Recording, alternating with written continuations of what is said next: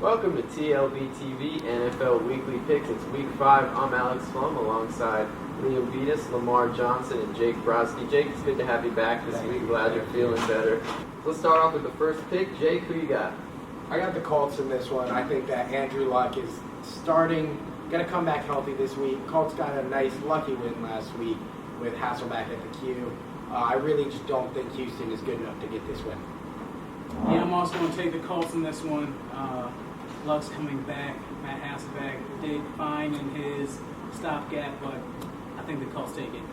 Dwayne Allen made some interesting comments this week, almost preferring that he'd rather have Matt Hasselbeck at quarterback because the tight ends got more involved.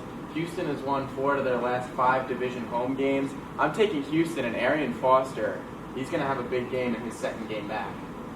Yeah, I'm with you, Liam. The Colts have been underwhelming, and Arian Foster's back. I think he arrives on the scene this week. I'm going with the Texans. On to the next game, big one. 2-2 Seattle Seahawks against the surprising 4-0 Cincinnati Bengals. Jake, who you got in this one? I got the Cincinnati Bengals. I think that this is the Bengals' year. I think they're going to lock up the AFC North. They're going to get out of that wild card round. They're going to win a home playoff game this year. I see the Bengals making some waves this year, and this game is the start of that.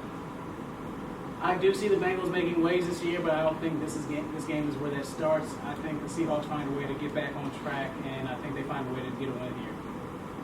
A lot of what Andy Dalton has done so far, he's driven this offense through the passing game, and I think the best part of their team is their secondary. So I'm going to take Seattle on the road against Cincinnati. Thanks, Liam. You know, Seahawks are 2-2.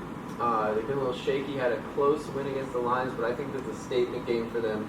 They come out and dominate the Bengals in this one.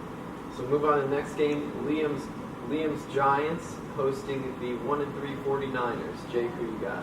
I waffled back and forth with this one a little bit, but overall I settled on taking the Giants to win this game. All right. They beat a tough Bills defense earlier last week, and Manning's starting to look like he's getting comfortable, starting to look like he's in his zone, has those talented receivers on the outside. Giants take this one against a shaky 49ers team. Yeah, Liam, I think this is the week we all make you happy. I'm picking the Giants as well just because the Niners haven't impressed at all. Like Clay Matthews says, he's not Russell Wilson. So I think the Giants find a way to win this one. They've been in every game thus far. It's great because I didn't expect the Giants to beat the Bills last week. And when they beat the Bills on the road, that is a huge statement win. This team could easily be 4-0 had it not been for a few bad breaks at the end of games. I'll put it nicely. I'm going to take the Giants on this one. I hate to do this, but this team should be 4-0. They're 2-2, but I'm taking the big blue in this one. Giants win. Full sweep for the Giants. So we'll move on to the next game. Steelers at Chargers on Monday night. Both teams 2-2. Jake, who you got? Pittsburgh has fired Josh Scobie just like Snoop Dogg asked them to. And I think because of that, they're going to get back. They're going to get in the right mentality. Le'Veon Bell is going to have a nice game. Amir Abdullah did some things. Le'Veon Bell is a much better player than Amir Abdullah. He'll do some things against this defense. Steelers take this win. I'm also picking the Steelers just because they nearly got it done last week, and like you said, Scobie's gone, so hopefully they find a better kicker. I'm not sure. The whole league was bad at kicking last week, but regardless, I think the Steelers take this one. I'm not convinced with the Chargers at all. I'm going to take the Chargers this week. The Chargers know how to score. They have a high-powered passing offense. It's a lot more efficient than Joe Flacco's and Baltimore. And I just don't know if Pittsburgh will have enough to keep up. I think San Diego's going to lock down on Le'Veon Bell. And I don't know if Michael Vick's going to be able to feed the ball to Brown enough. He certainly did not on Thursday night. You know, the Chargers' rush defense has not been great this year. Now they're going up against the best running back in the league in Le'Veon Bell. I think there is Adrian Peterson. Yeah, but I think Bell is on the upswing. I think he's taking over. You know, I think Bell and the Steelers take this one. Steelers improve to 3-2. They get another week under their belt in the Michael Vick run. Go with the Steelers. So let's do upset picks. Jake, who you going with your upsets? I'm going with the Saints over the favorite Philadelphia Eagles. I think that New Orleans looked really, really explosive with Drew Brees as their quarterback. We saw C.J. Spiller finally start making some plays. It's about time in his career. Look for him to continue that against a shaky Eagles defense. Saints take this one. Jake, that's not an upset. It just upsets me. Both teams have looked bad. That's going to be a bad game, both sides. But my upset pick is actually going to be very shocking because it kind of shocks me. I'm taking the Raiders over the 4-0 Broncos. Whoa. I know. Oh. I know.